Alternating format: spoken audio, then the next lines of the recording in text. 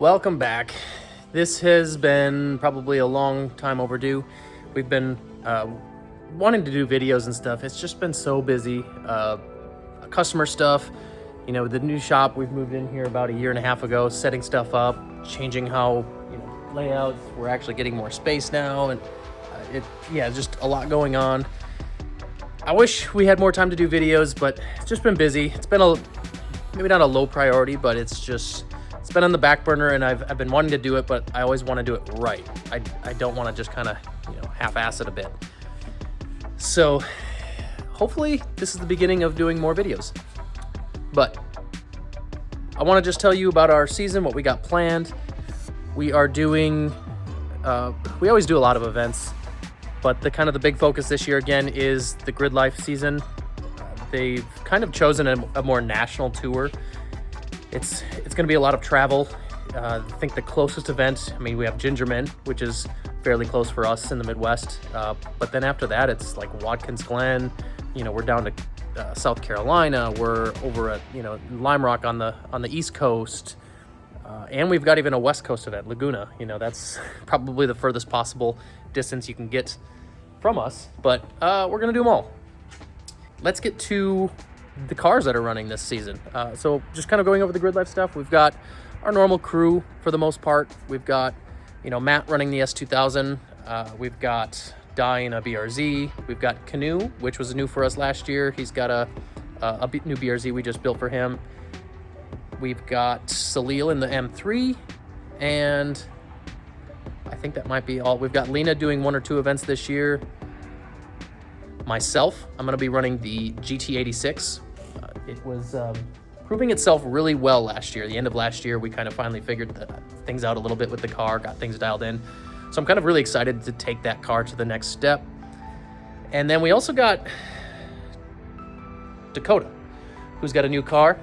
He's got a YouTube kind of video series coming out on it. I think he just released his first video. It'll be exciting to kind of watch him do his thing. We had him run the Civic last year for a couple events. And the Civic, I'll be honest, is probably not the best starter car for someone to jump into wheel-to-wheel. No ABS. It's front-wheel drive cars can be a little tricky if you've not, if you're not really used to a fast front-wheel drive car and how it's set up.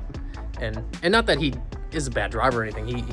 He's actually quite good, but he's never really done a lot of big track stuff, and he's never driven a lot of front-wheel drive stuff, and then he's never really done a ton of wheel-to-wheel. So I think getting him in an S2, which again he's probably the most comfortable in, have ABS, it'll kind of have our old proven simple basic recipe, and I think he'll do well in it. And it's kind of fun watching him build the car. This was I won't spoil anything. Go watch his video if you want to know more about the car. But it's kind of fun watching him build and kind of not necessarily figure stuff out, but just do stuff his way. He's always kind of been used to watching, the customers and stuff as we build the customer cars. And sometimes it's a little different approach when it's your own car. You've got to foot the bill yourself. When it's a customer car, we're just going to go all new stuff. We're not going to waste time part shopping or trying to make something work that we don't know should work. Like we make sure we always give the customers the most proven piece or whatever it is we're building. They need to be, there's no guesswork necessarily with customers sometimes, but for the most part, we give them the most proven option, where he kind of gets to take his own little approach, try things, maybe, experiment more. And I think that's kind of fun, because it's gonna teach him how to build a car. It's gonna exercise his abilities. So that part's fun. And then just getting him to watch him race on track and learn the driving part of it. That's always, I think it's important as a anyone working in motorsports. You need to be a real driver to really understand stuff.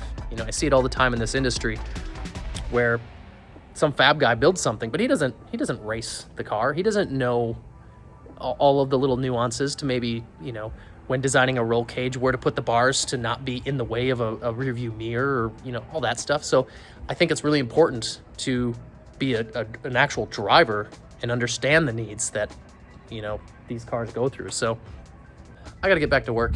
It's Sunday.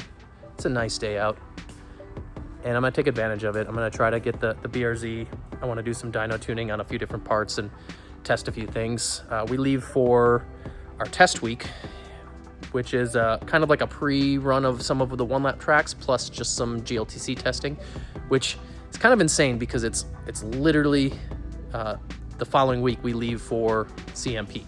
So we have our test week, which is Tuesday, Wednesday, Thursday, get back to the shop probably Friday sometime, and then we leave that next Tuesday to go to CMP. And we're taking most of the cars to go do, most of the GLTC cars to go do some track testing and stuff. So hopefully everything goes good, no issues, come back to the shop, quick re-prep, reload, and then we're on the road Tuesday for CMP. So it's gonna be a busy next few weeks, but I'm excited to get back on track, excited to see all the guys again, and yeah, let's get to it.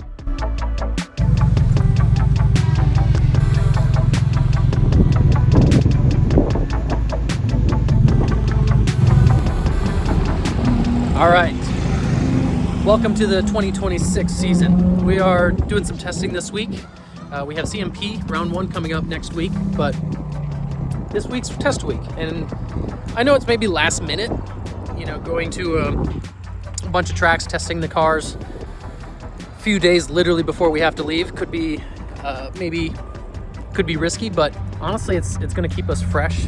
We're going to be very familiar with the cars, just everything. We're all going to be, you know, in tune, in rhythm with everything, and hopefully go into CMP with our best foot forward. So today we are at I-29 Speedway. If you've never been to this track, it's a bit of a dump, but they have nice, cheap, affordable rates. I think we've rented it for like $800 for the full day. We get the whole track all to ourselves.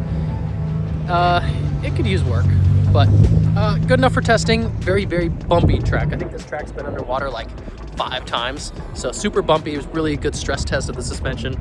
We'll hopefully learn a little bit there. All right, let's get some more testing done. We've got almost the whole crew here, but yeah, excited so far. Everything's doing good.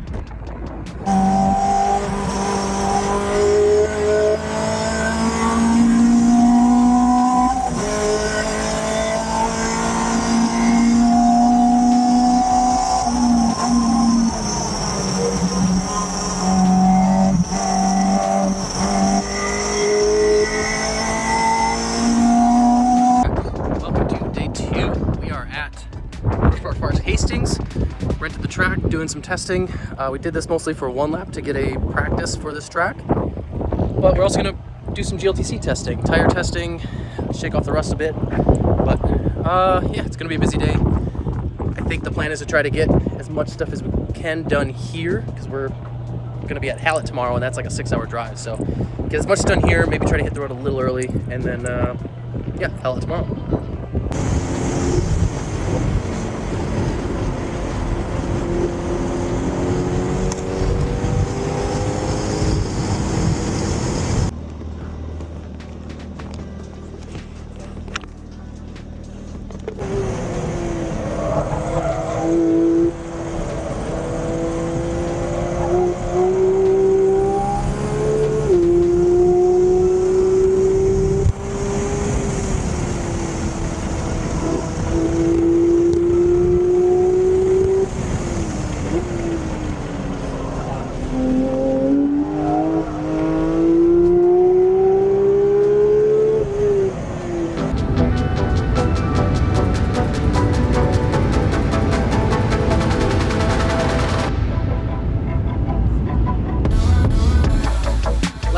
Test day. We're here at Hallett. Perfect day. Kind of cutting the day a little short. Trying to get home. You know, we've got 13-14 hour drive home, and we still got all to re-prep these cars, so we leave Tuesday for CMP grid lift. So kind of a little bummed. I wish I could drive this track a little more. It's a bit challenging. There's lots of blind stuff, lots of weird surface texture differences and stuff. So oh well, I at least got a couple good laps in on the vet. I drove Salil's E46 a bit, and then I even got to take the Big Bad Wolf for a few laps, which I was a little intimidated with that, getting in that car, but it turned out to actually be pretty easy. All right, gonna load up. Already loaded up, and go home.